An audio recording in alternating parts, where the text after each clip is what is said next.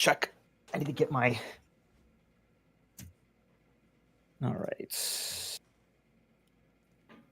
Check. There we go. Hello, everyone. Are we making our playoff picks? Oh, yeah, we can do that. Let's do that in picks of the week. Yeah. Okay.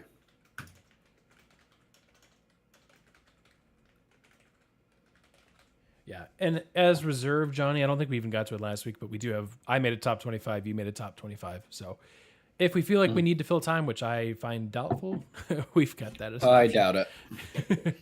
So, yeah. But at least I can pull it up just for my top 12, basically. So, all right. I will get us started if you Sounds guys are good. all good. I'll hit record. Check. Yeah, I'm good. Get that out of the way. Recording. Good on my end. All right. Check. I'm going to start moving the mic away. I keep clipping. All right. I'm good. Johnny, we got to get you, Josh, we got to get you a less squeaky chair, too, at some point. Oh, yes. Actually, hold on. I can steal any other chair, literally. That might be helpful. Yeah. Yes. Do the intro, and I will. I'll be back in time. Sounds good. Welcome to the Fifth and Goal Sports Podcast.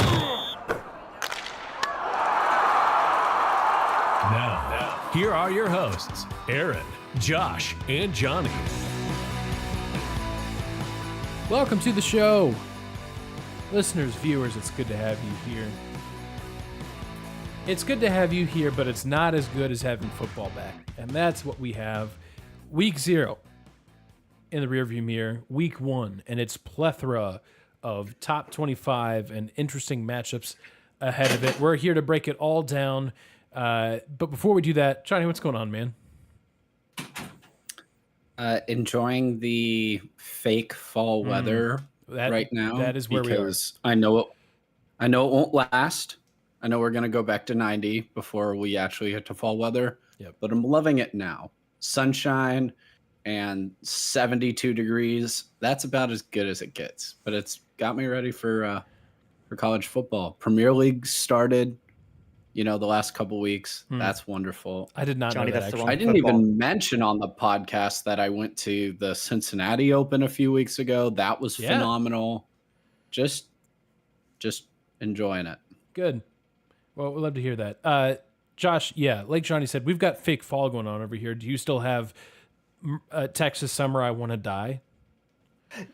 Today, it was like 80 in the morning when I was driving to work, and it felt beautiful. That means, so a Texas 80 means that I'm, how in the Midwest, they make fun of Ohio and it's like the first week of April and it's 46 degrees. And so everyone's wearing shorts and driving with the windows down because it's sunny. Right. That's the Texas equivalent down here. Where I'm like, oh, this is basically fall. It's 80 in the morning. It got up to about 85, but I didn't have the AC on. Windows were open. I'm like, this is beautiful. So that's how I'm doing. Yeah. Well, I love that. Well, hey, you're here, listeners, viewers. Good to have you here. No surprise, we've got a packed college football show for you. So we'll just dive right in. Let's start with a recap of week 0. There were 5 games. I think most everyone watched Iowa State, Kansas State. And then the people that I was talking to who are just like light college football fans didn't even acknowledge the other 4 games. I'm not sure they knew there was more college football on after Iowa State, Kansas State. And you know what? That's fine for them. It's their loss. Some good games. And well, the last game was good and bad all at the same time, but we'll get into it. Any main takeaways? I know Iowa State, Kansas State obviously has the most impact in terms of both the Big 12 and probably the overall landscape, but curious if you guys had any thoughts on week 0 other than just, oh, it's back. It's back. College football is back. It's fall o'clock. I feel proven correct on Avery Johnson. I know the field conditions were not ideal, but I just think he is what he is, which is a good quarterback. Yeah. But Yeah. I just don't see the scaling up. And I think that's going to prevent Kansas State from winning the Big 12. Not a hot take, obviously, after the fact saying Sure. they're not going to win the Big 12. But I think you could have picked one of 10 teams almost to win the Big 12 even before the game, and people would have said, sure, maybe. they're behind the 8 ball, obviously, already right off the bat. Yeah. It's interesting to see like teams coming off of Ireland, win or lose, have really struggled. So what will that look like? Both of them do have a week 1 game against FCS opponents. So you expect them to win that game, but what does it look like after that, week 2 and going forward, recovery-wise, because they don't have early buys to kind of save them, as has even happened in the past. So, and then Rocco Becht, I think, is probably the best quarterback, at least from a passing standpoint, in the conference. I think that's true because really, Yeah, okay, because majorly. I feel like he had a pretty good game with bad conditions. Sure. I felt like I came away far more confident in his ability at quarterback than Avery Johnson. Avery Johnson's a wonderful runner, but he just is not able to consistently hit open men, especially intermediate throws. So I think that's just such a big hindrance to Kansas State. And I think Rocco Becht, if he can get that consistent run game that Iowa State got in the second half to allow them to be balanced, since he doesn't have those NFL wide receivers anymore, I think Iowa State is potentially the team to beat in the Big 12. I mean, certainly at this point, I disagree with the quarterback play, not necessarily your assessment of Avery Johnson, because I thought the same thing. I think Avery Johnson is what it is. To me, I thought that's okay. That's good enough for Kansas State to win a Big 12 title. And I'll say, in hindsight, we now know that Kansas State's starting running back is going to, botch the punt, get injured, and not play the entire game. Right. Very different. So, I mean, maybe that's the difference. But I wasn't like overly impressed with Rocco Becht. Now, he had really good touch on some of those touchdown passes. But in my opinion, you could have switched Avery Johnson and Rocco Becht, and I think the results would have been basically the same. Iowa State, the difference to me was Iowa State had a running back that just came in and was just a juggernaut down the stretch in that second half. That to me was what really set the tempo for Iowa State, because they could not run the ball in that first half. And that's when Kansas State took advantage of them. And then the opposite was true in the second half. But I agree. Like, I think if you're a Kansas State fan feeling disappointed with your quarterback play, I think it's totally fine. But no, I disagree that Rocco Becht, and again, it's one game. I'm not even taking that. Like, I think Sawyer Robinson from Baylor is just going to be really, really good. I think Josh Hoover at TCU might be a better quarterback there, just in terms of pure passing. But you're right. At the end of the day, you phrased it well. Kansas State is behind the 8 ball, and it is a large 8 ball that is blocking out the sun right now for Kansas State. And Iowa State is on the opposite side of that.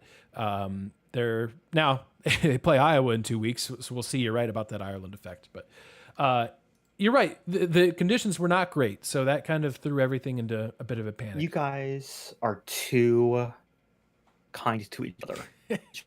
You need to fist fight in the parking lot. In Ireland, that's too in fitting, Ireland, unfortunately. It's too fitting. I'm sorry, Ireland. That's a father and a son fist fighting, not the son who was in the game, right? Who was the cause of you being in Ireland in the first place. Right. First off, fist fight in the parking lot is genuinely, truly an SNL skit from about 12 years ago. I thought you were going to say a band name or an album name. So it was a Fred Armisen band. He had set up a fake punk band for his daughter's wedding, and their lead single was Fist Fight in the Parking Lot. It was great. Go watch that. Right. 2, it's in Ireland. I just assume that fathers punch sons and vice versa, like in every parking lot of Dublin. After every game, good or bad. Right. It would have been joyful. It would have been joyful fist fight in the parking lot. Yeah. I'm just looking at the stats from this game. Rocco Becht goes 14 of 28 for 183 yards. And Avery Johnson goes 21 for 30, 273 yards. But the difference there, and why you cannot just solely rely on stats, is that Kansas State goes 1 for 4 on fourth down conversions, and Iowa State goes 3 for 3. Rocco Becht did a lot with his legs. You talk about, Avery Johnson being the quarterback, you think of more with his legs.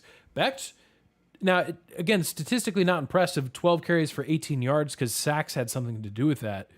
And Avery Johnson had 21 yards on the ground. But Becht, man, some gutsy plays. Even if it's not pretty, some gutsy plays. And that's what the difference was. in this game that had all kinds of fumbles in the first half. Both teams losing 2 fumbles in that first half. We also had some other games happening. I don't know if you guys got a chance to watch Kansas. I was so impressed. I was sitting there watching a healthy Jalen Daniels, which is a treat. And I'm like, Aaron, don't overreact. It's week 0. Aaron, don't overreact. It's week 0. And he completes 18 of 20 passes. Kansas just waltzes on past Fresno State, who's kind of in a rebuild this year. But I'm like, oh man, in that Big 12 where you're right, 10 different teams could potentially win that conference. Still, even with Iowa State's win. Right. Wouldn't be shocked. Kansas could be one of them if Jalen Daniels stays healthy. They really could. Right, but Aaron, your question's never been ability. It's health. Right. So did that game actually answer questions for you? Because it didn't for me. Maybe it a was little confirmation. bit. He was down a little bit last year. And I know he probably wasn't healthy last year, but he played at least most of the season, and it did not go super well. But they're back at home, and they were not home last year. They were playing at Arrowhead, and they were playing wherever Sporting Kansas City plays their games. And that's, I think, help. a bigger factor than we probably realized. Yes. Going into the Routine. year. Yeah. It's a routine question, not a location question. These guys are creatures of habit. Interrupting routine. They would have been better off, Aaron, you stating that, if they would have even just picked one or the other. But the constant back and forth probably didn't even help. You just can't constantly be playing it. Northwestern had a terrible year last year. And don't get me wrong, Northwestern, bad. But Wrigley, the practice field, back and forth and back and forth, it's not helpful. Mm-hmm. It is not helpful, especially when you're not good enough of a team to overcome that. You don't have margin. Kansas has no margin. Northwestern has no margin. You make Texas do that. You make Alabama do it, Ohio State. It still might not go great, but you have a better chance of being okay because you have margin. Ohio State just shows up on the field. They don't have to play the A game to beat Maryland. Right. Kansas does. Yeah, right. Kansas does to beat UCF. And so that's the difference. Mm-hmm. Those little things in the Big 12, which we keep saying is so compact, it does not take a lot to flip a win to a loss. So that was confirming for me with Kansas. I feel like they're more than capable of beating every single team in that conference. There's no team that I'm like, oh, I don't know if Kansas can win that game. No. Mm-hmm. Kansas is more than capable. They got Missouri back, right? Yeah, it's at Missouri in a couple weeks. Yeah. They could win again. Yeah, I'm not stunned. I'm not saying I'm going to pick it. They beat Missouri though. Okay, I'm not. Right. There's no surprise here for Kansas. You tell me Jalen Daniels is hurt, there's no chance in my mind. So it's just about the man staying healthy, which means taking less hits. Yeah. You love that he is. It's an evergreen topic of conversation with these dual threat quarterbacks because some of them, like Jalen, are very lean, which is part of why they are able to have so much success. But it also means you have to get down, you have to get out of bounds, and you have to stop taking these unnecessary shots from linebackers because you're more important to your team than another 2 yards. Yeah. I just remember, I think it was in 2021, because I think this is Leipold's 5th year with Kansas. I remember watching their opening game, Kansas, playing an FCS opponent. I think it was South Dakota. And just being on pins and needles the whole game, oh my gosh, Kansas might actually win this game against an FCS opponent at home to start the year. They might actually win this game. And now here we are, a comfortable win over Fresno State. Expectations should be high, again, if all the pieces are correct. And the new stadium, David Booth's hey, here's $600 million or whatever he gave to Kansas. Just stupid money. And I love it. Good for them. Sold out stadium. It's half renovated. It's like Two-Face from Batman right now is what that stadium looks like. But the one side that is nice is nice. So that's good to see. Mm-hmm. Loved Maverick McIver. I kind of hinted at that on Twitter that I thought this is just going to be another, really big move by Western Kentucky. They love getting FCS guys and just turning them into statistical monsters. They have done that yet again. Western Kentucky claims a Conference USA victory. And then in the finale of the night, Stanford. Oh, no. What hope Ugh. that gives me. They have hope. Oh, I'm sorry. I meant about Hawaii. And if a guy who at the age of 20 can go, you know what? I would love to learn how to kick. Watches some YouTube videos, and then can kick. Right. Not just kick, but be good enough to start an FBS at an FBS school. It's not too late. Right. For anything. Maybe some of the college dreams I had, but that's okay. Yeah. Because I don't know. But I might be able to try and squeeze in like a COVID year. You can always go back to college, Josh. I can go off. Go. True. That sounds like a threat. Yeah. Aaron, shall we go throughout the Stanford schedule and see if they have a chance to win? Oh boy. Yep, I've got to pull it up. You ready? I'll read them off. Oh, you've got and it. you Go guys say Yep. whether you guys think. Just even say chance. Like there's a chance. Yeah. At BYU. No.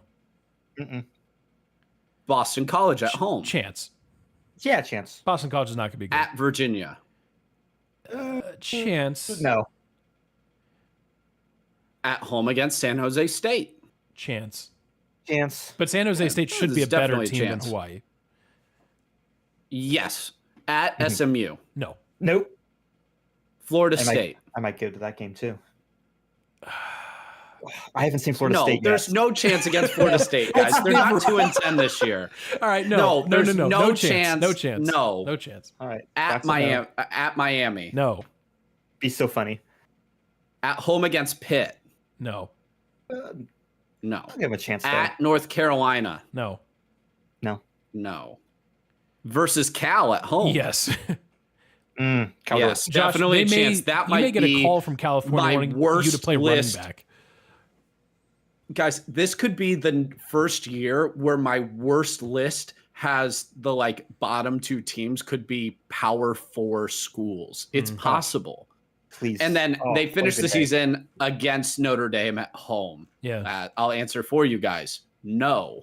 So we're saying they have 3, maybe 4. So let's say 3.5 chances to win Right. a game this year. They're going to win one. I especially like the Cal game. And then like Virginia is traveling cross country to them. So there's a shot there. Having to go to Boston. No, I'm sorry. They're home. I'm sorry. They're at Virginia. They're going to lose that would be my assumption.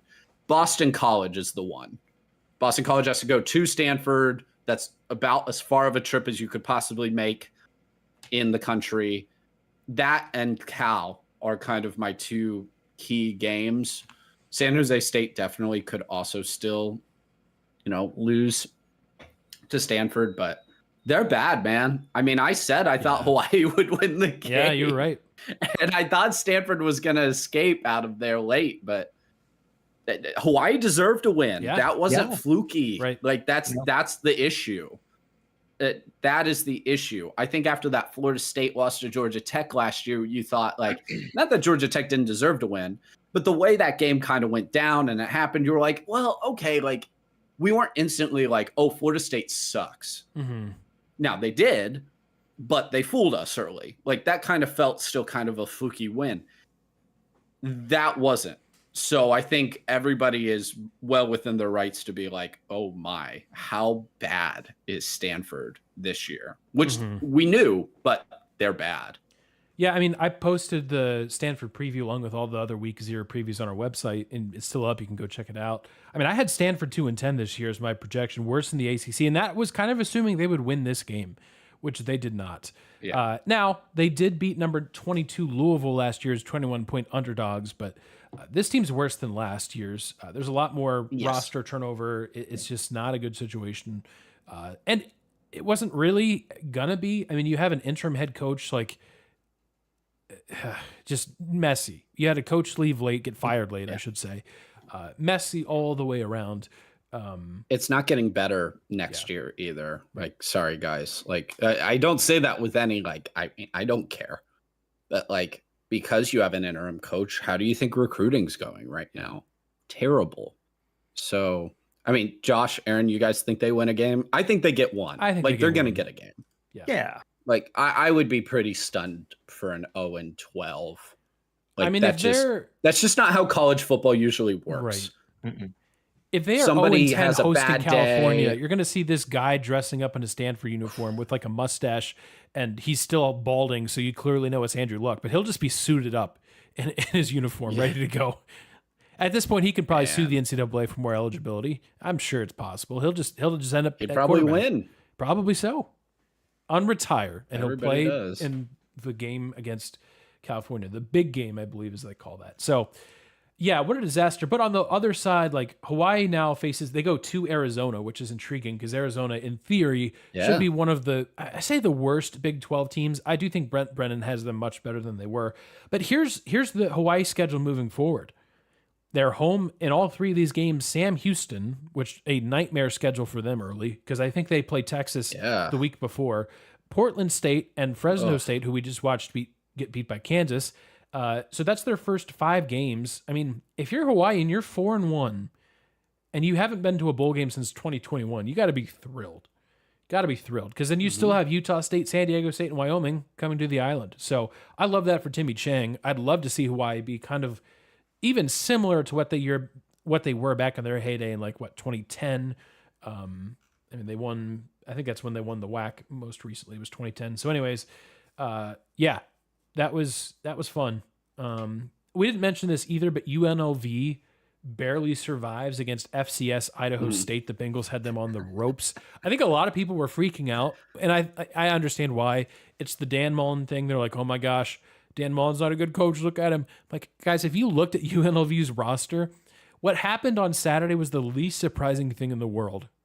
I mean, okay, maybe don't give up like 550 yards, but that defense, the top 18 tacklers are gone. It was another thing we included in our preview.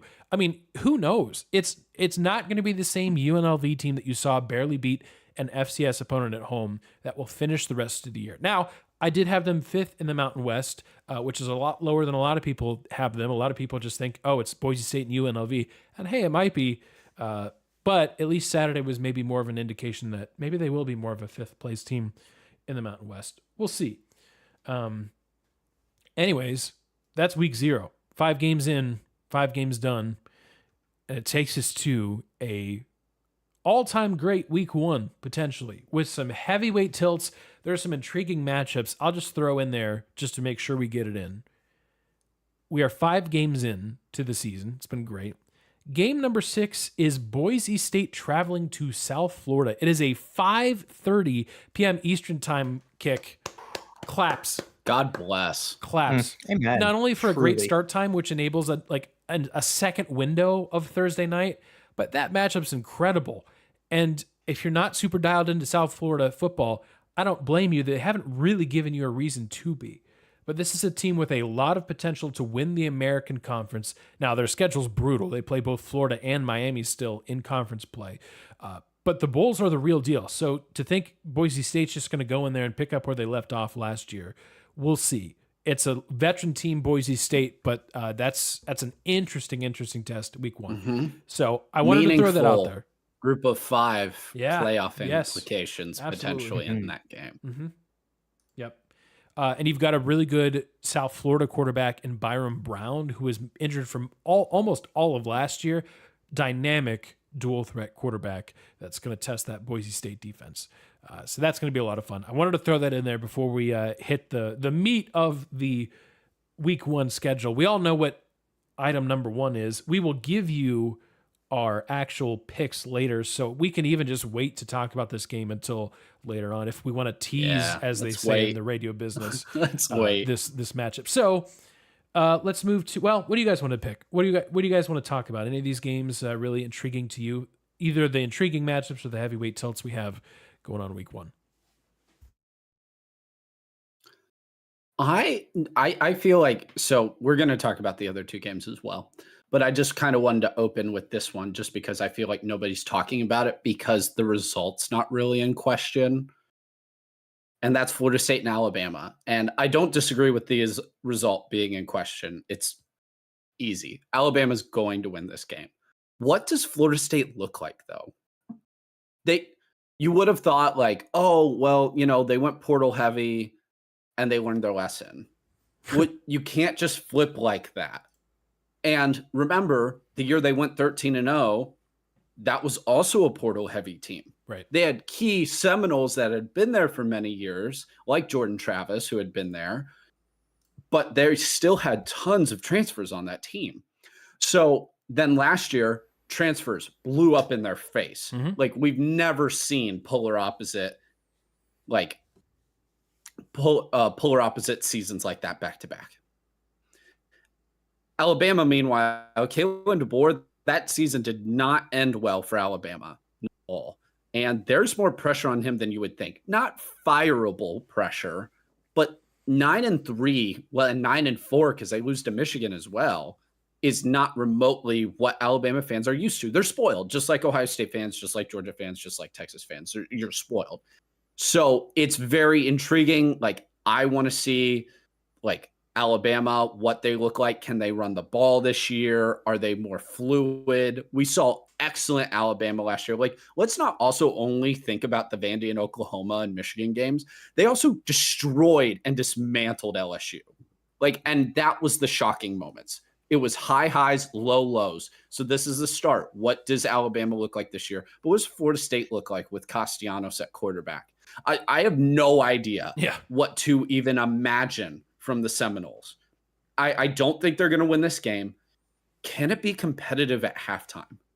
What can they show to give the team hope and to give the fan base something to get behind?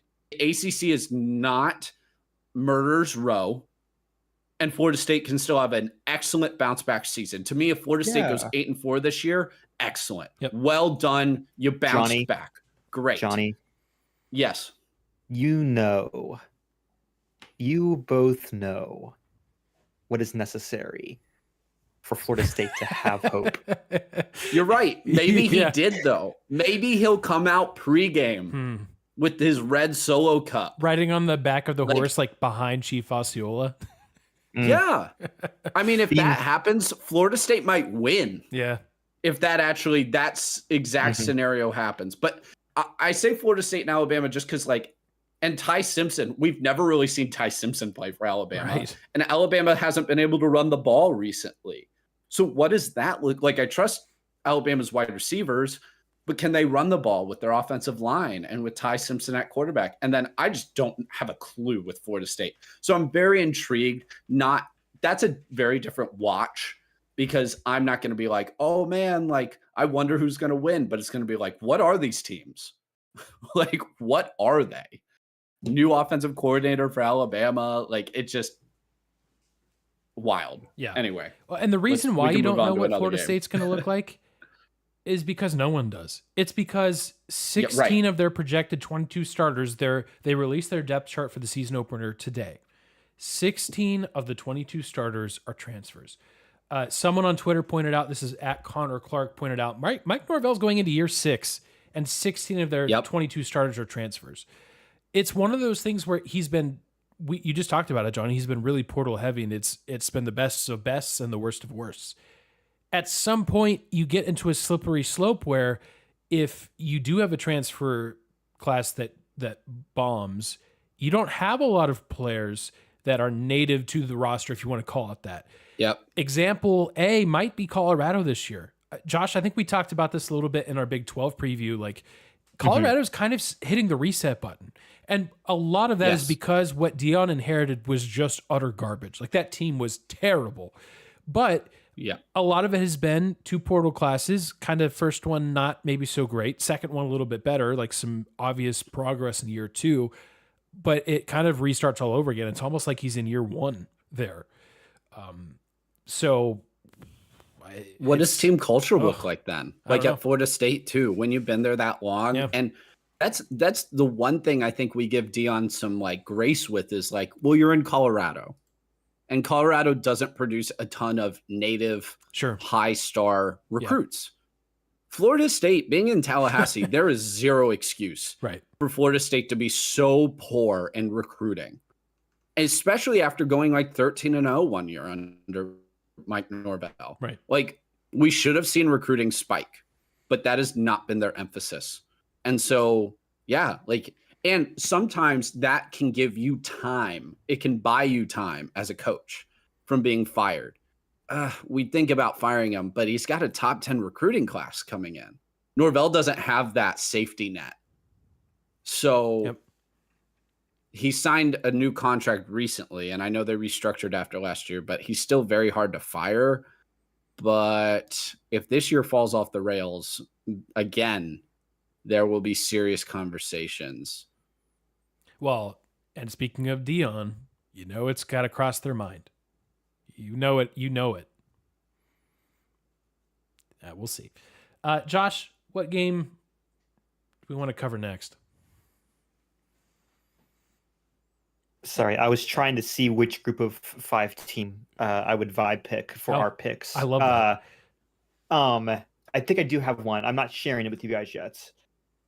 I think I'm excited for that. I'm interested in looking at Clemson versus LSU. That's the one I'm going to be following. Like, not following. You'll see our picks in a sec. But I'm still preseason. I've seen a lot of people be hyping up LSU. And having Clemson in Baton Rouge, that is one of the toughest places to play no matter what time of day it is. It's going to be a fun game. But because we've had Clemson as like kind of the ACC, not presumed, but yeah, kind of presumed. I was looking at that. I was looking at it. That's a pretty good word. It was presumed for us, Josh. You did pick SMU to repeat, so not presumed for everybody. Exactly. Yeah, presumed for everybody, but the real ones. Who, Josh is standing on business. So he's the only one who lives in ACC country, so you know. That's right. We did determine this should be what I'm following, but we'll do it now. Guys, Dallas Baptist University. It is a 40-minute drive from me. Just joins the Pac-12 in baseball, which means I can get from SMU to Dallas Baptist in about 35 minutes in rush hour, which means it's closer. It's like 12 miles. Right. You might even get there faster walking. Exactly. I'm walking distance from the coasts, and I don't know how I feel about that. Yeah. But it's there. Actually, it's closer to go to the representative of a Pac-12. It's easier and faster to go to the Pac-12 baseball school than it is to actually get to Irving, which is the Big 12 headquarters. That's the world we live in. Disgusting. That's the world we live in. Not we. I alone. Bear this burden. It's disgusting yet beautiful. Oh, I don't want to bring the sickos term into it because it doesn't feel very sickos. It's not messy in a good way. It's messy in like this is stupid and everyone down here dysfunctional. But that being said, I'm very interested.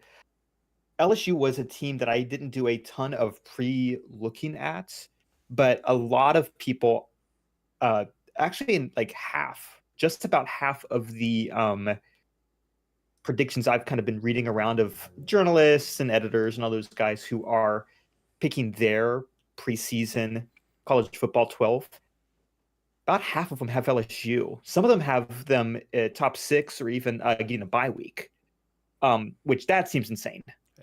That seems fully. I'm crazy. not as high on them, but I'm not as high on them. But they're number 8 in the hates AP, Brian Kelly. Known Brian Kelly hater. This is also, I'm like, that's been my thing where I'm like, I kind of want to see. I gotta see if Kelly's gonna make this happen. That is truly the one hesitation I have. So I'm gonna be. They're running following out that. of patience. They should, as they should. It's not like it's been terrible. Right. The floor with Brian Kelly is very high. Yeah, at pretty much every program. Absolutely. It never is going to fully fall off the rails. No, it just won't. I don't believe that's really even possible. Yeah. But the question is, how high does the ceiling go? Is national championship in his capacity? Because know it's in the program's capacity at absolutely. Yeah, just 6 years ago, they had what arguably was the best team in college football history. Yep. Yes. And so that's recent. 6 years is not that long ago. Except it's also apparently how long it's been since Andrew Luck announced his retirement.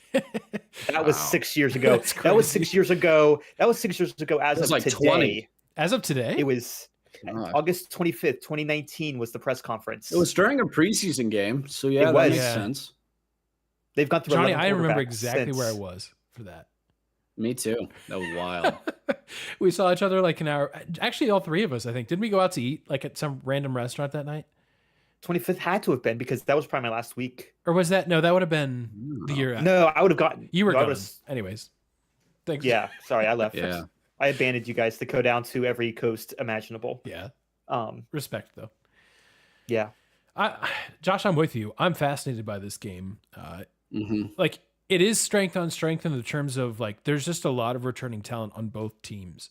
Like, Absolutely. I like Clemson a lot because of the continuity they have, especially early. Mhm. And it's in Oh, Clemson, absolutely. so that's helpful. It's a night game.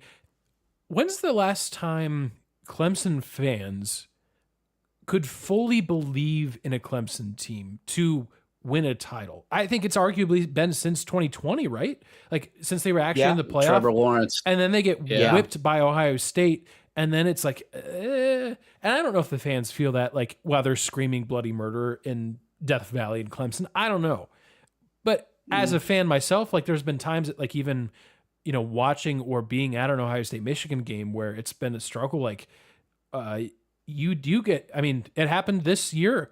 I mean, the environment was insane for Ohio State, and it got quiet real fast. It got nervous real fast, and the team reflected that. I don't think that happens to Clemson. I think it's just full volume insanity.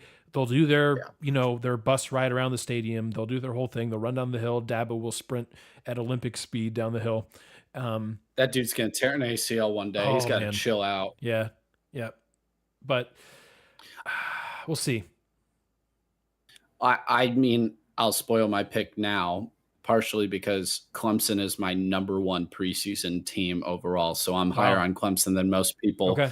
I partially also say that because my top five are like razor thin margins. They Mhm. all have an issue, a major flaw that I have with them.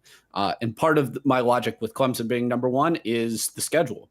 LSU, Yep. like this could potentially be their toughest game of the entire season, which is brutal out of the gates. But like you said, Aaron, they're home, and LSU is allergic to week one victory. That's especially right. under Brian Kelly. So That's very and good. and it's usually self-inflicted wounds Right. that beat them. Florida State back-to-back years. Shocking to me that Florida State was able to pull that off back-to-back years. Shocking. And then they lose to USC last year, a very average, mediocre USC team. So while I don't expect LSU to quite come out of the gates that poorly, I think Clemson is so veteran laden. They're so good in the trenches. I just don't think LSU is going to get push. And it's funny. The main issue with a lot of the typically elite SEC teams last year was a lack of balance on offense. LSU couldn't run the ball. Alabama couldn't run the ball. Georgia couldn't run the ball. And that all came to bite them when it mattered most. Alabama couldn't run the ball. Michigan beat the heck out of them in the trenches. Georgia couldn't run the ball. Notre Dame shut them down completely on offense because they didn't buy it. They didn't buy it. They didn't have to commit extra bodies to the run. So, and LSU just inconsistent all year running the ball. Nussmeier is not a dual threat, so he does not help you out when it comes to that. He's an excellent passer, but because he's being asked to throw it 40 times a game, he's going to turn it over. He's just shown that. That's asking too much of him. So they need more balance. I don't think Clemson on the road is the right team to find balance against when the best players, I believe, on Clemson are on the defensive line. So, and last time Clemson won a national title, the defensive line, elite. Both times under Dabo. Those were elite defensive lines. So it's not that I don't see a path to victory for LSU. That's absolutely not true. But if there is an elevation in play at all offensively for Clemson, then I don't see LSU having a great shot in this one. And I may be buying in too much to the Clemson stock, but Johnny, you're in it with me. In fact, you've bought more than I have. there's no Jeremiah Smith in that wide receiver room, but there Right. might be as close to 3 Chris Olaves, if you want to put it in Buckeye terms, as you Yeah. can get in a wide Anything receiver but the room. metric system. Thank you. Yeah. Yeah. If you want to put it in a Buckeye analogy, because I think you've got 3 1,000 yard capable receivers in that room. I think there's even a slight chance if Clemson has the kind of season that they want to, where they're playing 16 games this year, that they get 3 wide receivers pretty darn close to 1,000, and they did last year. That was not far off for how that trio played, and I think they'll be able to run the ball. Well, that may be down a couple running backs. It is a brand new running back room. That's maybe the one weakness, or the most glaring weakness or question. Maybe it's not even a weakness, but I agree. I'm Clemson all the way on this. I think it's a close game, but I'm Clemson all the way. Absolutely. On this. Absolutely. Notre Dame going to Miami. My biggest thought on this game is that Miami needs an on-campus stadium, because I am very curious how many of the probably Notre Dame retirees who have just been kicking it in Florida are showing up to this game. What is going to be the fan split? Is Miami they're the home team, but will that be a home team or will that be a home team in quotation marks? That's a very interesting dynamic.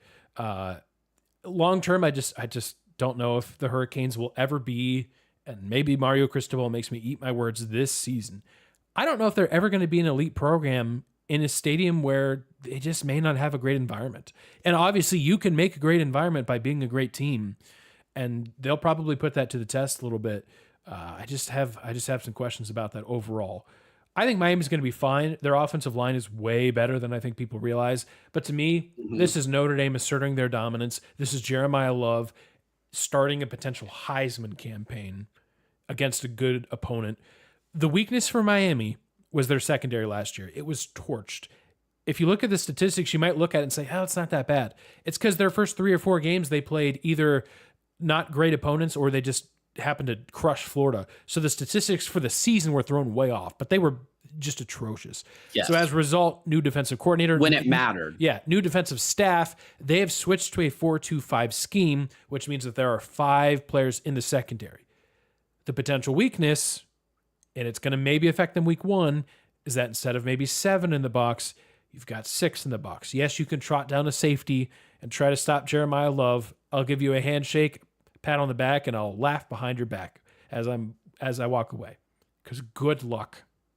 I think Notre Dame wins this. I think they are the more physical team in this game. I do think it's more of a slugfest, though, than people think, because Miami is actually going to try to run the ball. Reminder, they have an offensive lineman as their head coach. I think this offense, whereas Cam Ward was just flash and brilliance in the passing game, with Carson Beck, I think maybe slightly more of a game manager, which is not a criticism. It's hopefully for Miami a means to actually run the ball effectively, to maybe take more time of possession, because Miami, in a way, almost hurt their defense by scoring as much and as quickly as they did. So maybe they can win the time of possession battle a little bit better this year. We'll see if that helps. But I do like Notre Dame in this game. And it's a veteran-loaded Notre Dame team with a lot back and a hungry team to actually win the title this year. Yeah, Aaron, I agree. Very low-scoring game. And like you said, just because you're not picking Miami doesn't mean you're bailing on them for the season. Yeah. I actually would not be shocked Miami loses this game and still makes the playoff. I think they're actually going to be a very good team. I think they're going to be okay. My biggest, and I agree with everything you said. One, Miami's defense can't be as bad as they were last year, though. Right. They can't. They just can't. And they have a new defensive coordinator from Minnesota. He's going to make things better. But how quickly can you make things better is a big question. Like USC, overnight. Better. LSU overnight last year. World's better defensively. But that was getting them from bad to a little better than average. Miami needs a similar jump, which is very difficult to do without the offense dropping off significantly. And I do think the offense is going to drop off, but Miami's not weak in the trenches. So I think this will be a low-scoring slugfest. CJ Carr is unknown with Notre Dame. That's the total wild card in this game. And Aaron, you mentioned the atmosphere. That's why that's so critical. Because if I turn this game on and it is 90% Miami Hurricane fans, I might all of a sudden be a little, oh, hold on. Young quarterback hasn't played a game, first game. However, and this is where because this is actually the game I've gone back and forth on the most. Which coach do I trust more in end of game key situations? The younger one. Yeah.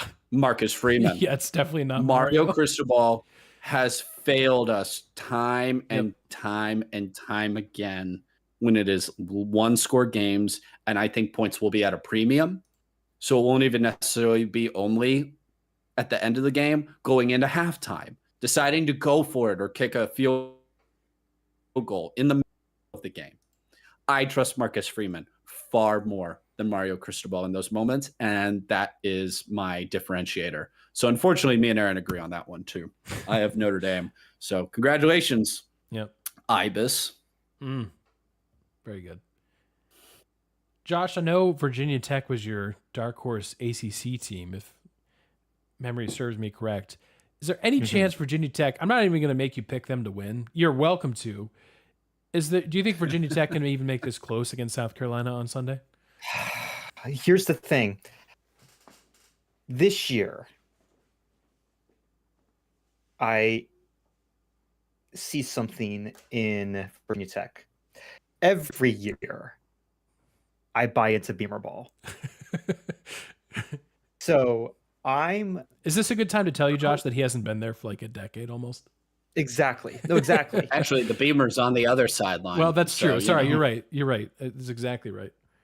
His name outlasts whatever coach might happen to be filling the role. You know how it's like in Catholicism, the Pope it's like it's the same bloodline more or less. Sure, right. No, hold on. This is why I'm not Catholic, because that's probably question 1 on the entrance exam. On the Catholic exam that you'd fail. On the Catholic exam.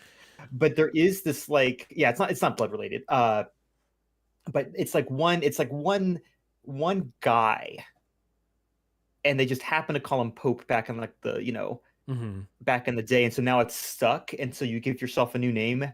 In my mind, every South Carolina coach is essentially the next Beamer.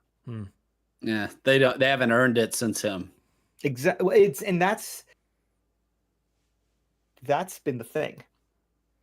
Although I did see there were people I like guessing, and I like thinking that both of these teams to do well. Then Virginia Tech, which makes sense. I'm going to stick with my gut, which is VT. I love Josh, it. I really hope you're wrong, because South Carolina is a very important team to me, which I'll talk about later. No, I know on. exactly why. I know exactly why. Last I heard, this was an 8-point line, which actually seems crazy to me, because I actually feel pretty comfortable in South Carolina covering that. Where's this game again? Yes. It's a neutral site, because, Josh, we could straight to jail for this. You have maybe the two dumb coolest ADs intros, and they're like, hey, what if instead of a home and home, neither of us get to do our sweet introduction, and we'll just play at a stagnant neutral site? Idiots. Where are they going to even be playing? If they're not playing... That spread makes more sense Atlanta, if right? It's in Atlanta. If the game's in Blacksburg, I understand that point. If it's on an aircraft carrier, I'll allow aircraft carrier. Yes. Ooh. And I'm only allowing that because I don't know the logistics of being able to fit a stadium on one. Barely a field, if that. So I'm kind of making that an exception. Don't get because I know tackled out of bounds. It's true. Uh, Yeah. Can you imagine if Joe Milton in Tennessee were playing on an aircraft carrier? Oh, good God. He would overthrow his wide We'd receiver. have to have nets. you get called for targeting. You have to walk the plank. Well, there you go. Ooh, that's good. Now, don't tease me with a good time, Josh. That sounds excellent. I'm trying to find the fans would have to be on boats around the aircraft carrier. Oh, are you kidding me? The tailgating you can have on a houseboat. Wow. right That off is- Virginia Beach. That is so You're onto so something. dangerous. What a got guys on horrible, pontoons. brilliant idea. heckling from above. They can't see the game because ships are historically a lot bigger Right. than like your little pontoon boat, but they don't care. They're heckling anyway. Yeah. They couldn't This is- hear them, Josh.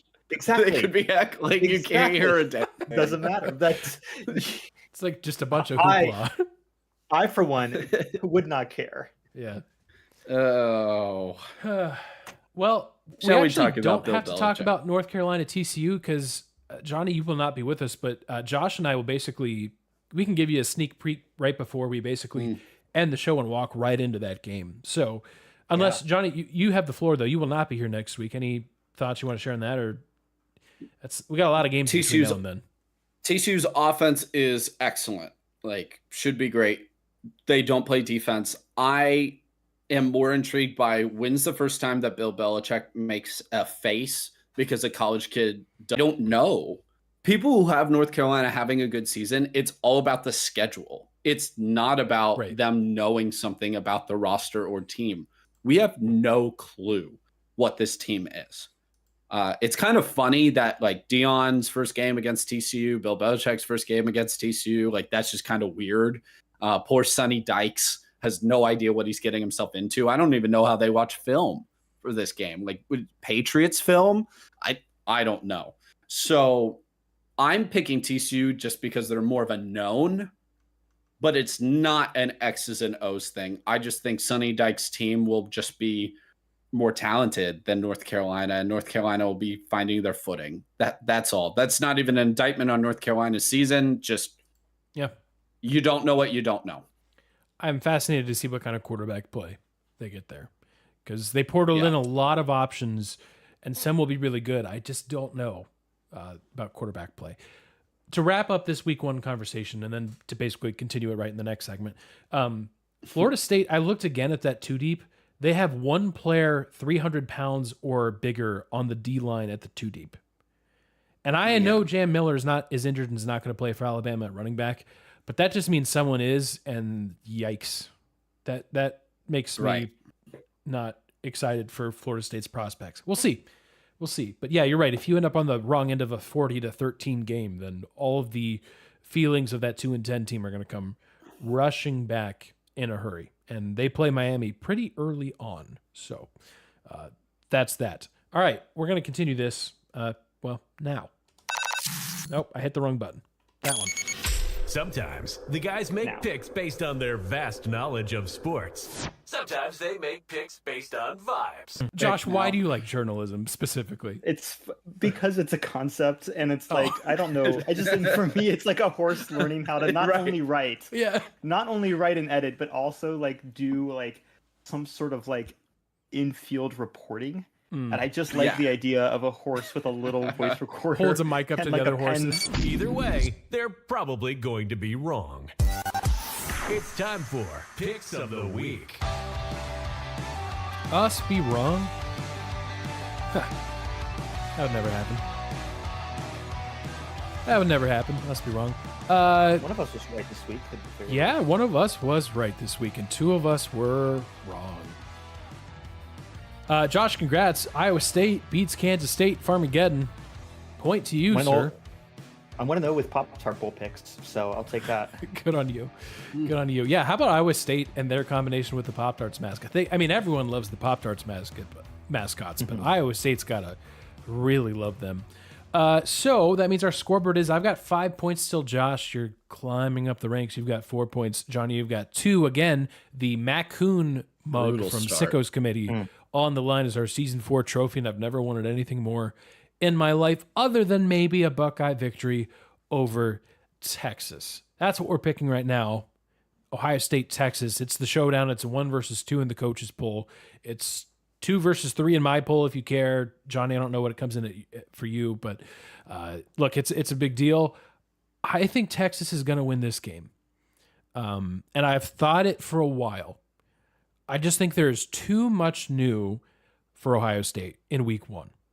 Because I think in any other situation, if we weren't in the year 2025 where you can really just kind of inherit, or well, you can develop or accrue talent more than ever, I think we would look at a team with this much talent now in the NFL, and we'd say, wow, there's going to be a drop off. Similar to like, now I'm dating myself, and this is just the most relevant, year that I can think of. Similar to 2002 Miami, lost a ton of NFL draft picks. Like, I don't even need to list them all. And then 2003, they kind of bottomed up. So, but that's not I don't think that's going to be the case, but I do think week one with two new coordinators, with a young quarterback, with a relatively unproven defensive line, I think Texas is going to be able to run the ball well. I think Arch Manning is going to have a great start to his career. I don't think the hype is too real.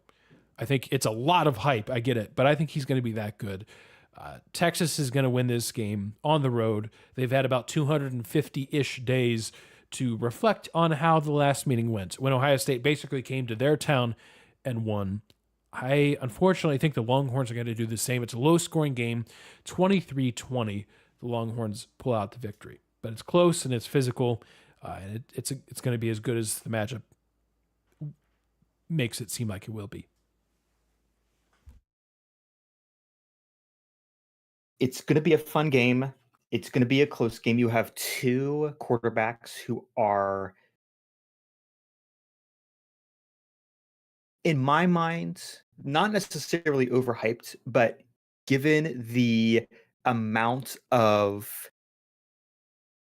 expectations put upon them, it's going to be very interesting to see what happens. You have Arch Manning starting a crazy start to a first game. Yes, it's at noon, but it's going to be a crazy atmosphere.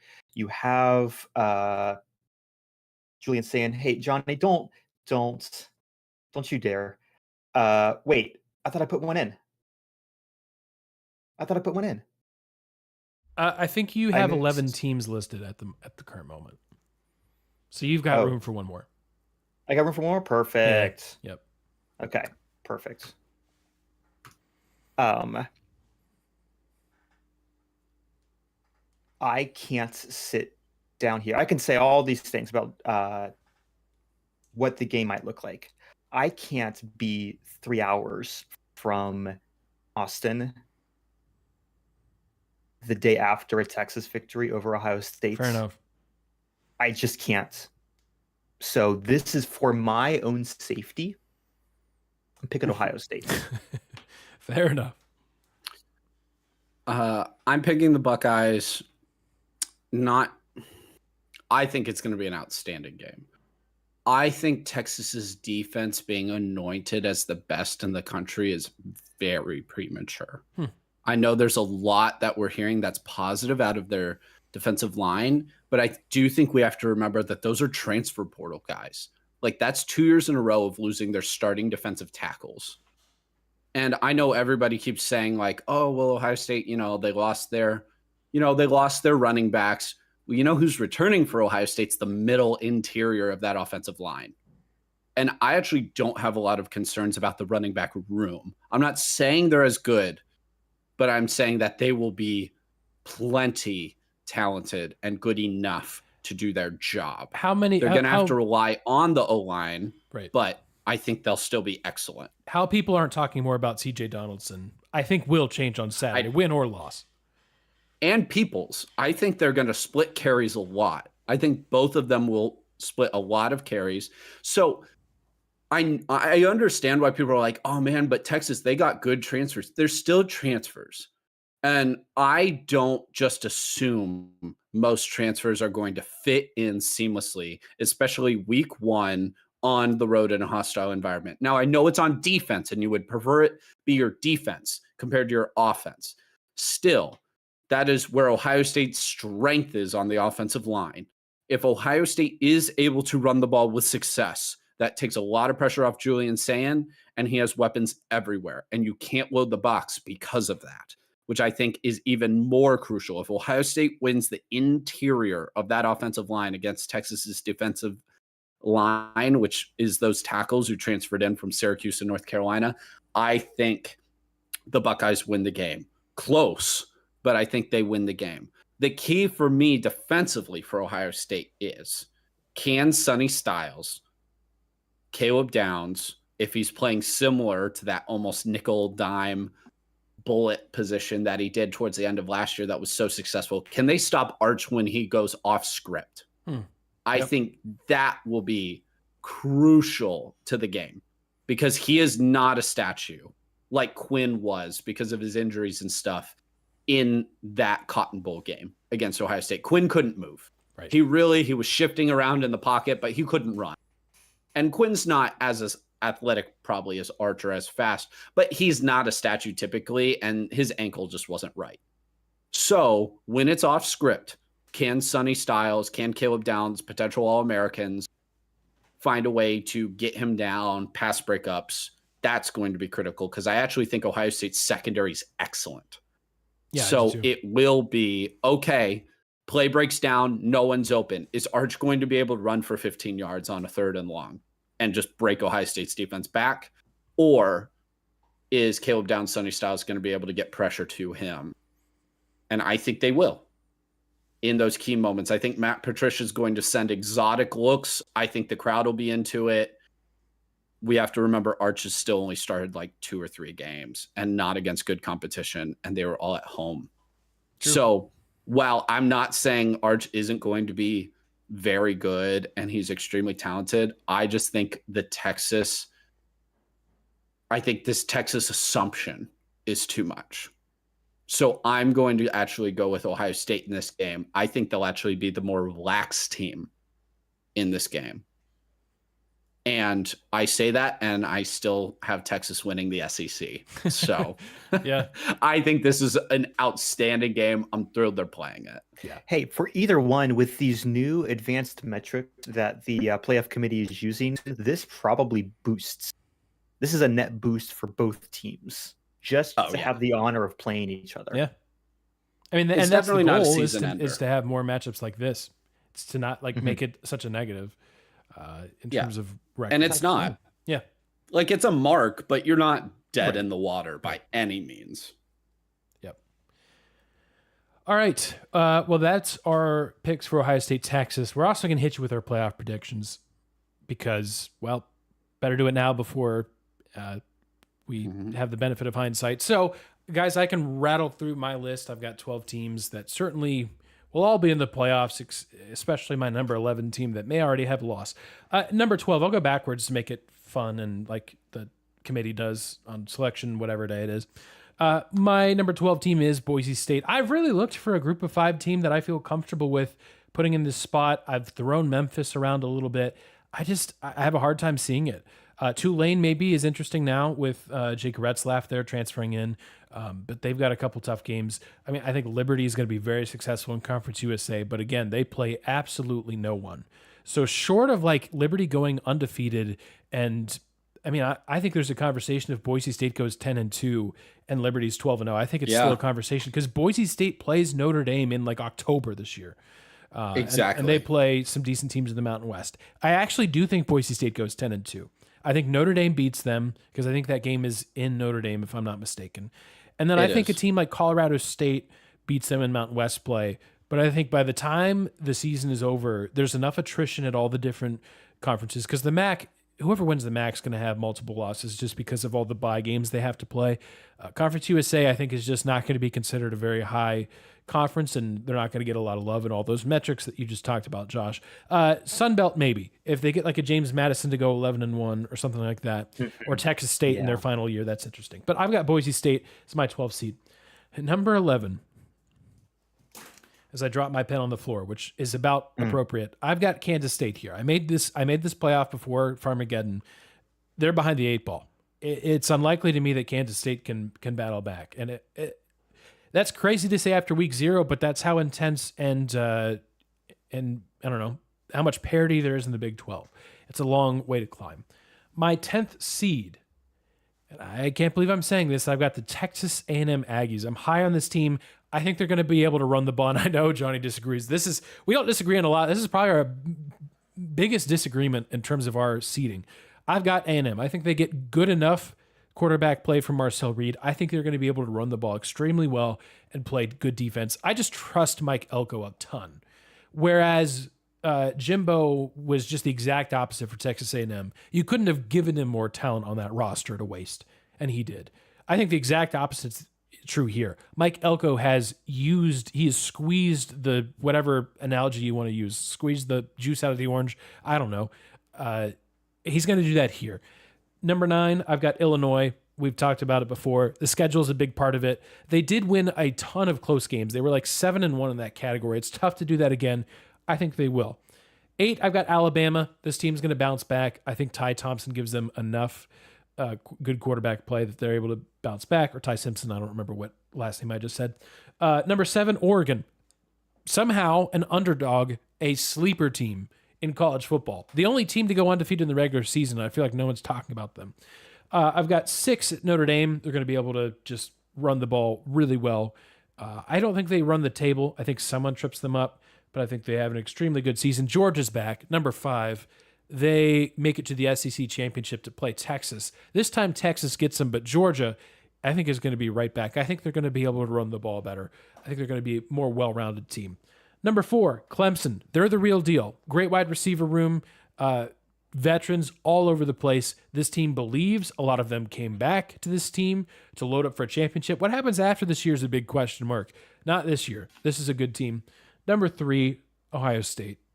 I think even with a Texas loss and maybe a loss in September on the road in their first road game, panic will ensue in Columbus because the Buckeyes will be like 3-2. The sky is falling. They'll run the table. They'll then beat Penn State, Michigan, and all will be good. They'll make it to the playoffs as the number 3 seed at 10-2. Number 2 is Texas.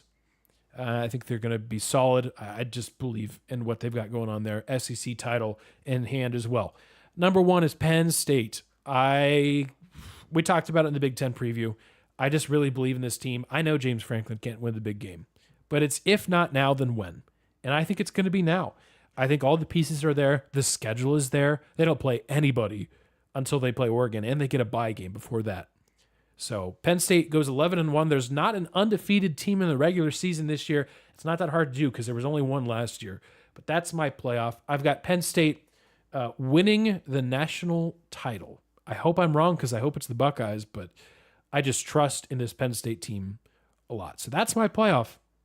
Those are my 12 teams. Good picks. And you thought about yours a lot longer and with more depth than I did.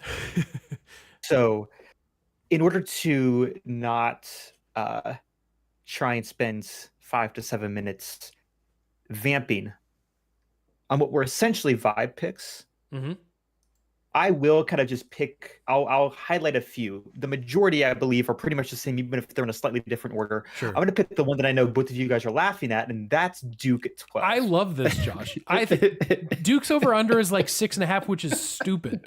It's one of the over-unders I'm like, that is stupid. it's That's a good stupid. bet. Yes. I think they go That 9-3. is stupid. And at I read 9-3, half like of an you're in the picture, article Josh. on I love their it. continuity, and I went, you know what? Yes. Don't like him. I don't like him in basketball. The because fighting they're Manny stupid. Diaz's. Exactly. But like it's this in Kansas football. I have thoughts on their basketball programs, but I want, like, even with Kentucky, I want their football program to be good because first I want to shut the basketball people up. Right. So having a good Duke, having a good Kansas, having a good Kentucky, that helps me in the long run. And 2, playoff contender Duke is kind of funny. Oh, I love that. That's probably I mean, there's a few minor ones, but those are like within the range of normal picks. I think I'm high on Nebraska this year, so I threw them in. Yeah. I love how you do not have Texas on here at all. I don't know if you meant to do that. No, I did. So They're first. Yeah, they're first. Oh, so you I see misread the, that. Sorry. Yeah. Okay. No, you're good. Yeah. Okay. Well, I was hopeful that you didn't have Texas on here at all. I was like, "Ooh, Oh, that'd be spicy." so funny. But you know what? Yeah, they're the going funny thing is with A&M that, and no Texas. the funny thing is with that Texas. is how that happens is they lose to Ohio State, they lose at Florida, and then they lose at Oklahoma, and they're 3-3, and then Texas A&M takes them out at the end of the year. That's actually how that happens.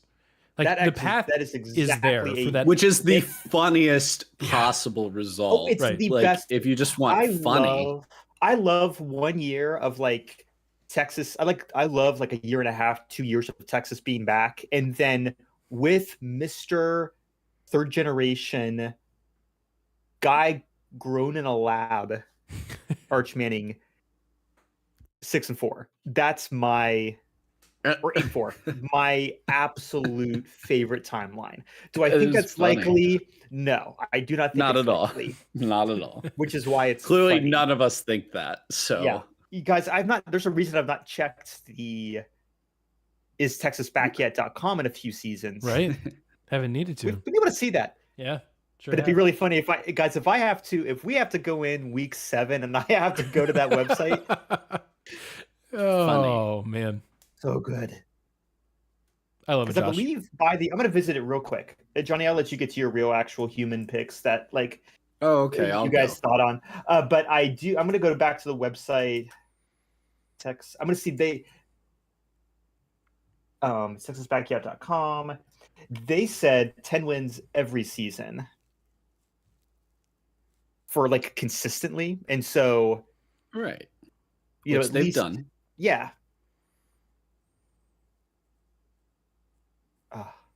I'm so ready. They still say they have no right now because Well, the they're season wrong. hasn't started. Oh, okay. Oh, well. Because they have okay. no wins in I was gonna 2025. Say they're wrong. Yeah, Technically, they're winless in 2025. that's true. And the season already started, so that's tough, Texas. They're behind. They're behind. Josh, tell me about your second vibe pick though, because I actually like What? this one a lot What? more, and I think it's far more realistic. What, Tech? No, Or I don't know which other one's a vibe pick. Nebraska? Is that Nebraska. Oh yeah, no, oh yeah, so yeah, that is my other vibe pick. The guy Like who I don't looks- think it's a total vibe pick. Like I No, think that's like possible at No, number 9. Yeah, honestly, it's consistency on the offensive side.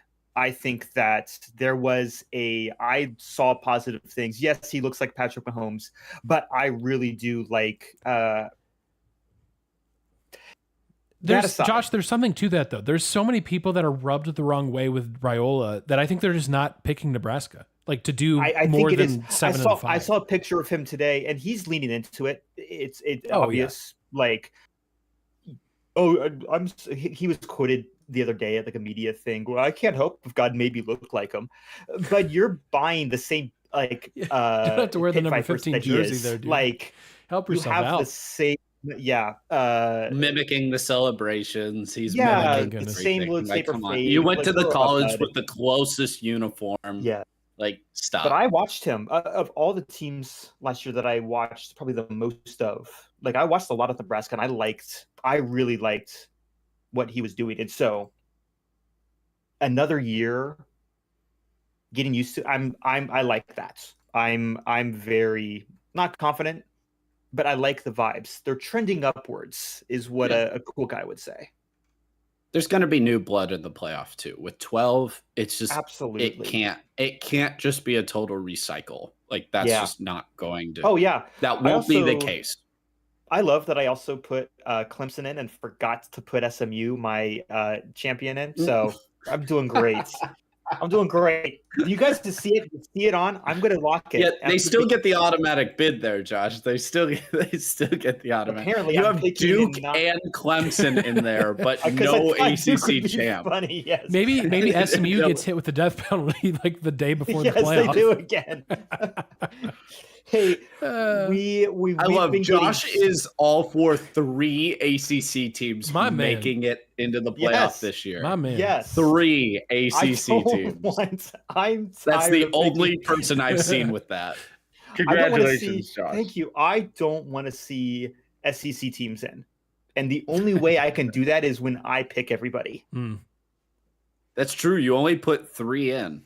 Yeah, Well, 3's not that few. That's what they got last year. So yeah. I kept it even. I thought Yeah. about. I was looking at other teams that like I was curious about putting, and I know none of us did. I was tempted with instead of like I had to throw one wild card in, and I'm like maybe USC.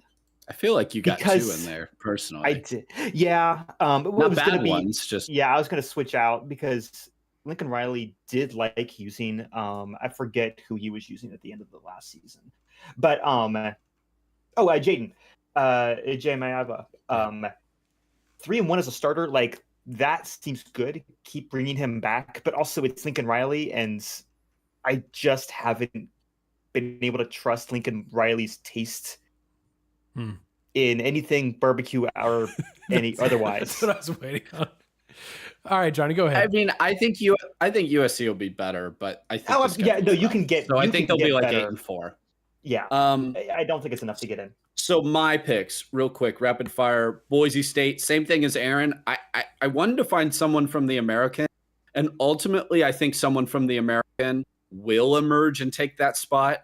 But I couldn't pick one. There was Maybe. nobody for me to pick, and so I picked Boise State because if I was picking Boise State or like one of the teams in the field, I have to pick Boise State. If you could just say Boise State or the field, I'd pick the field easy, but I can't do that. That's not what this is. Number 11, people will see this, maybe be a little shocked. Georgia, they make it. They still can't run the ball. Gunnar Stockton struggles to throw the ball because the wide receivers still haven't fixed the drop issue. And Georgia makes it, though, as the first 9-3 team. Yeah. That's going to happen. That could definitely happen. Yeah, definitely could happen. Get angry about it now because it's probably going to happen. I have Oregon, number 10. I think there's some drop off, specifically because they have no explosiveness on the outside with Stewart's injury. So who are they throwing it to at wide receiver?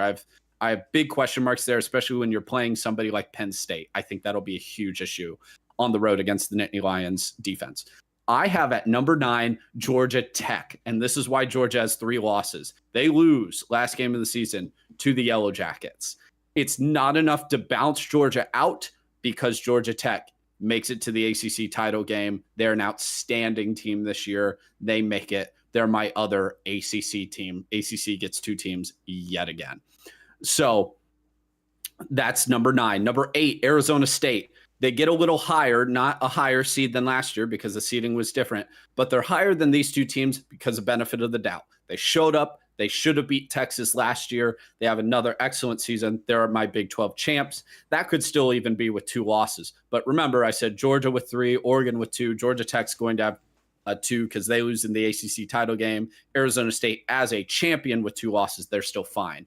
They're right there. Next, I have South Carolina. They're my favorite pick there in the SEC. They don't win the SEC. They actually don't even make the title game. They lose on some tiebreakers. They finish 10-2. I think Lenora Sellers is the best quarterback in the country. I believe he is a great pick as a dark horse for the Heisman Trophy. I really like South Carolina. I think they could have the best offensive and defensive player in the conference this year. Question will be depth and filling out that roster. Next, I have Notre Dame. Notre Dame makes it back. CJ Carr improves throughout the season. They're going to stumble at some point. And again, not having that title game is going to hurt them. Even if they go 11-1, they're probably not sniffing the top 4. Even though I would argue, don't you dare say Notre Dame has a cupcake schedule this season. It's just not true. You haven't actually looked at their schedule. I have Alabama next.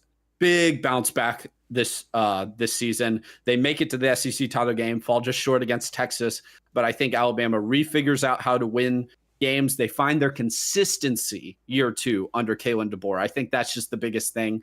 It's clearly not a capability problem. It's a consistency problem. So Alabama there, Ohio State just ahead of them. I have Ohio State as a 2-loss team, but that's including losing in the Big Ten title game. They stumbled to Washington on the road, and then they lose to Penn State in the Big Ten title game. They beat the Nittany Lions in Columbus. They lose in Indianapolis in the Big Ten title game in the rematch. I have Clemson, ACC champ, ahead of them. They stumble once in ACC play, but they win the conference. Therefore, they get slightly over Ohio State just as a conference champion.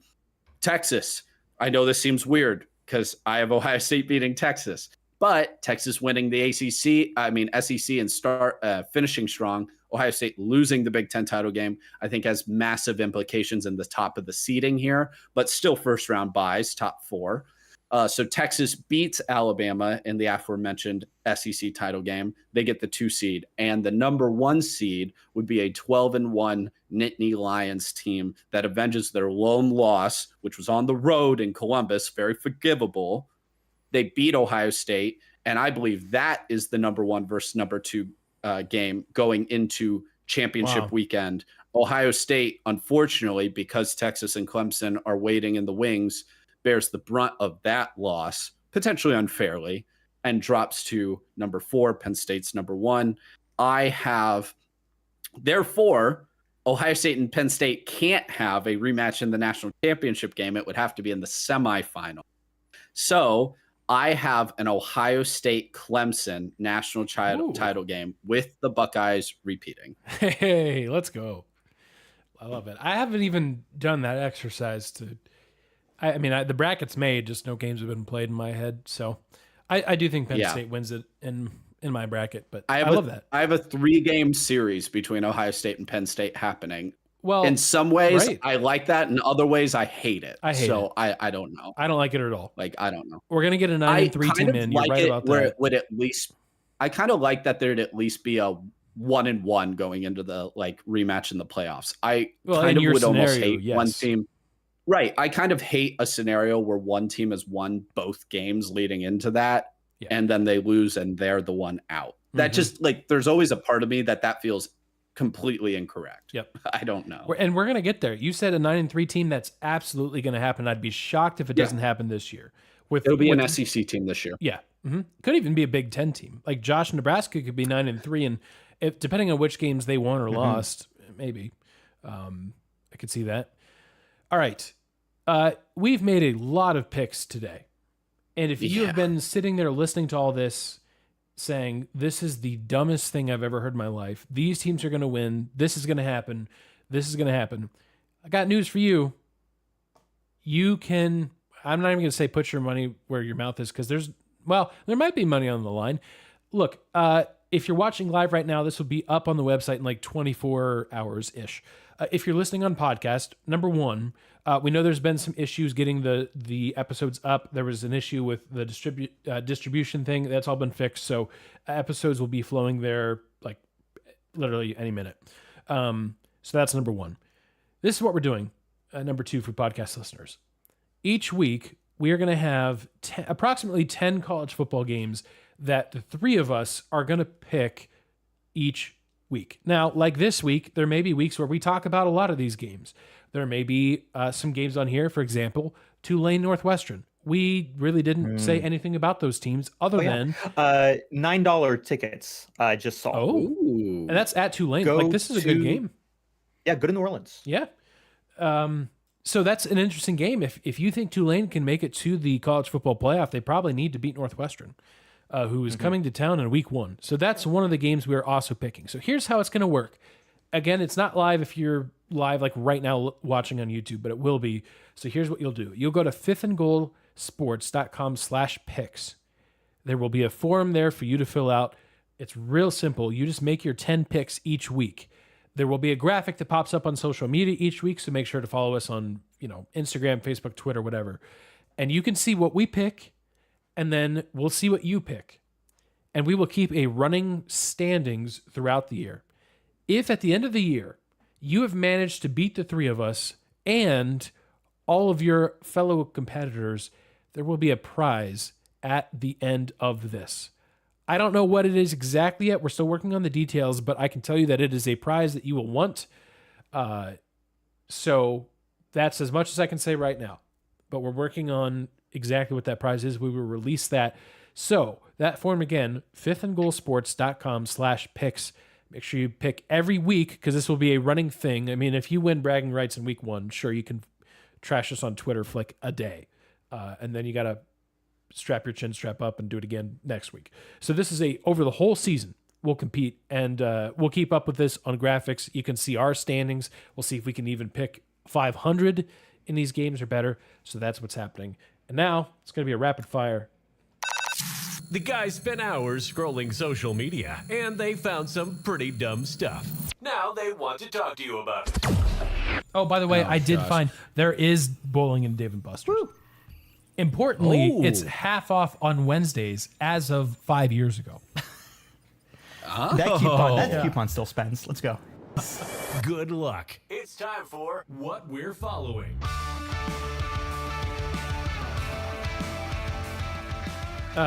Is this Adam Schefter tweet real? Is this Do we have to? Trey oh Hendrickson. my. No. 2 minutes ago, Kenny Pickett, Josh's guy, headed to the Raiders. Oh, yeah. Aiden O'Connell fractured his Yeah, yeah. wrist. All right, well, So they need a new backup. there you go. So that's one less quarterback. Kind in of the Browns. figured that was going to happen. Yeah, you kind of figured they were trading somebody. Yeah. Well, and I did see that Hendrickson got signed. So good for you, Johnny. That's good. Yeah, ish. Well, yeah, relatively speaking. At least he's on the field. I think that's better than not, at least for this year. Yes. So, guys, I'm following math. And math is hard sometimes. Mhm. It gets harder when you make dumb decisions in conference realignment. And what dumb decisions, may you ask? As much as I love the fact that Josh is in ACC territory and Pac-12 territory and SEC territory and Big 12 territory, all within like an hour's drive, roughly, of all of those places. That's not And the best. specifically picked 3 from this Yeah. conference. Anyway, go for it. Yeah, so the ACC has 17 teams. And again, kind of dumb that Stanford and California are on the Atlantic coast. But it's Hate getting seeing those getting flags. dumber because the SEC this week announced that they're going to a 9-game schedule, 9-game conference schedule, I should say. The SEC wishes they could play 9 games total. They're going to play 9 games within conference. Basically, if you want to get into the really kind of nitty gritty of it, they're basically doing it so that they can boost this new strength of schedule metric that the playoff says they're going to pay. The playoff committee says they are going to pay attention to when making the selection. Okay, so the ACC is sitting there with 8 games on their conference schedule, and they're seeing the writing on the wall. And they're like, oh man, I guess we got to go to a 9-game schedule too to join the Big Ten and the SEC. That's all great, other than the fact that it's mathematically impossible for a 17-team league to play 9 league games each. So I think it might be 2 teams, will have to play 8 games in their conference schedule, or 10. I don't know. I don't know how they're going to solve it, but that's what I'm following. Math is hard, and yeah, I don't know how that's going to work. You'll basically have,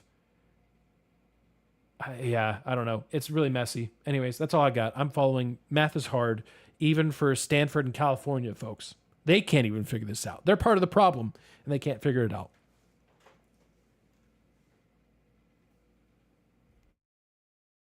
Guys, when we play Penn State, this seems especially relevant when we go to College Station.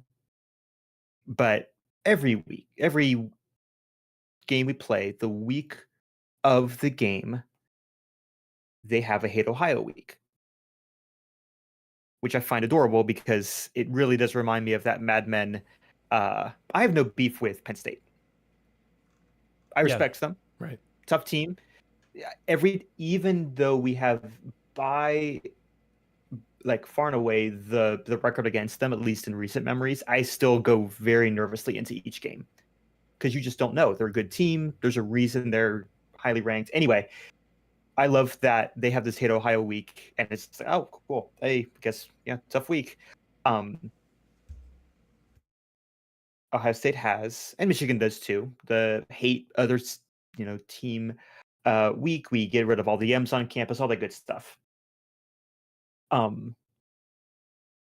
What if instead of a football team or even like a city, you devoted an entire week to hating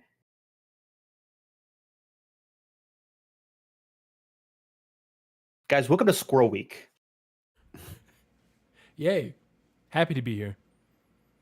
That's what now, happens in my Squirrel Week- brain anyways, so I've been here Yeah. for years. Squirrel Week, 1918. Johnny, can you tell me what happened in 1918? World War One. Yeah. Spanish it. flu. World War One. Got it in one. But yes, probably Spanish flu as well. California I was about didn't to say care as Auburn much. claims a national championship in 1980. Yes, also correct, Aaron. Yes, in fact, did.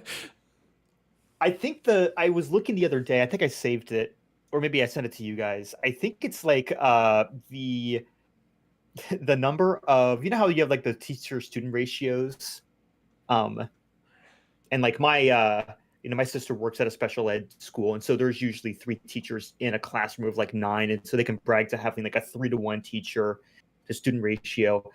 It's like a 1.5 or a 2. I think it's like a 1.4 to 1 seasons of college football played, or sorry, teams claiming a championship to seasons of college football played,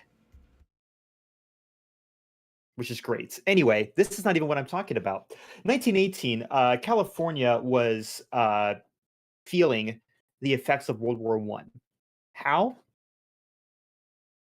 The farmers and the other workers who were taking care of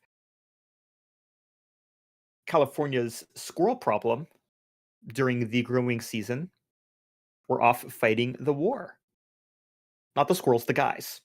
And in 1918, had hit about $480 million worth of crops, just completely wrecking California's farm system. And so the government of California decided, hey, this isn't great. We need to do something about this. So they launched Squirrel Week, and they put out a contest. They set aside about $1 million. $1 million? Yeah, about $1 million in today's money, to rounding up, literally drafting school children to kill the squirrels. If you go to Johnny the General text to chat in the Fifth and Goal Discord, I put a little bit of the flyer they passed out. In March of 1918, literally, they put this out here. Children, we must kill the squirrels to save food, using poisoned barley. Wow. Proclamation April 29th through May 4th of 1918 as Ground Squirrel Week. And trust that during that time, the school children and all other persons will do their utmost to relieve the country of all ground squirrel pests. What a beautiful... Sorry, I'm seeing so many of these. Death to the squirrel.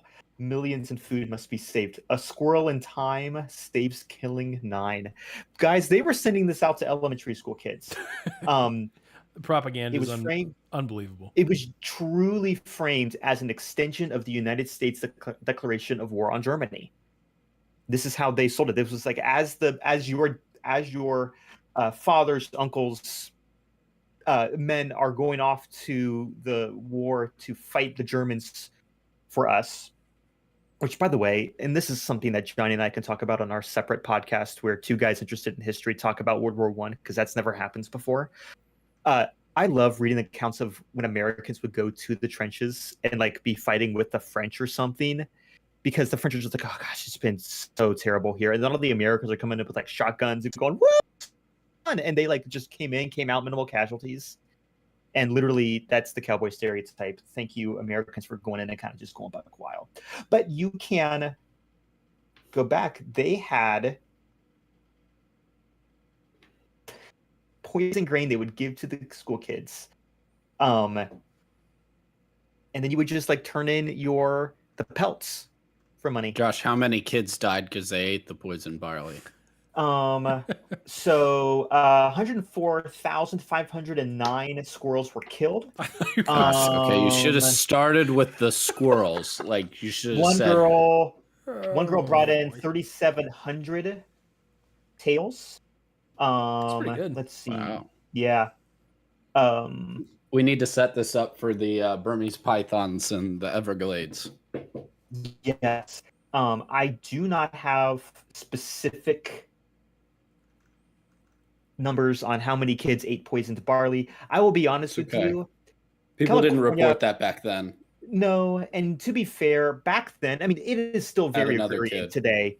California is still highly agrarian. This is the type of thing where, like, if it's farm kids, they're already knowledgeable on don't eat the food that we give the animals.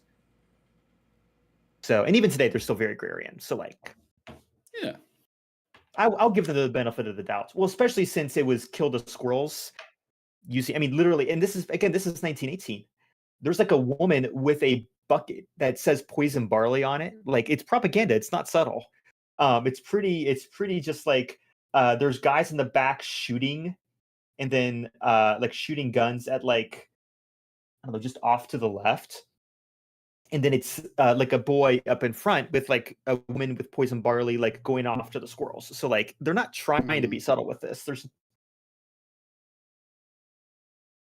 War on squirrels, Josh. I love it. Thank you.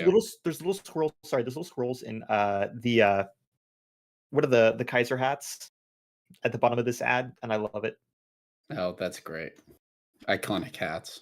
Iconic hats. Whatever whatever the pointy one is. The Prussian helmets. Yeah. Prussian helmets. What I'm following, because I basically have been doing nothing all week except work and think about football. I had a rough day at work today because this is not my only job. So as one does, I go to Cane's for a Caniac, which has been a long time since I had a Caniac. And if you listen to the podcast last week or not, go back and listen, because I won't retell my rant about the lack of ketchup being placed within my Cane's bag when I have been asked if I would like ketchup, and I say yes. And they say it to my face, not even through the intercom. So I pull up to the front, and he says, "Would you like any ketchup?" And I said, "Yes." And of course, I have like PTSD flashbacks, speaking of World Wars. And you also have me who I'm texted like, you who got they're not Cane's going to. Yes, Josh, you're right. Took a picture of the 4 ketchups they gave me. Right. They asked me, and they're like, ketchup, and I'm like, yes, and I'm like, oh no, please. I didn't even think about this. I forgot. And so he hands it to me, and I'm like, there's no ketchup in here, is there? And then I start to pull away, and like the good, safe driver I am, I start looking in the bag as I'm driving, not beforehand. And there is ketchup. Oh. Which, happy days, but there's only one. What? For a Caniac. What? So it's still, like, it's better. We're improving. Yet, at the same time, I'm like, is one ketchup packet for a Caniac the equivalent of none for a box combo? My head says yes.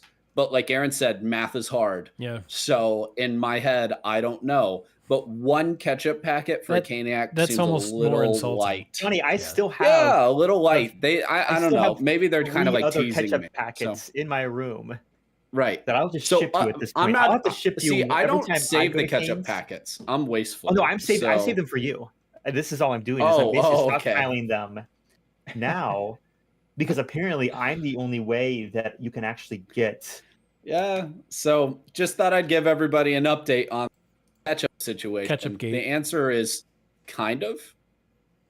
Man. Ketchup, yes or no? Wow. Trending positive. Kind of. Trending positively. I think.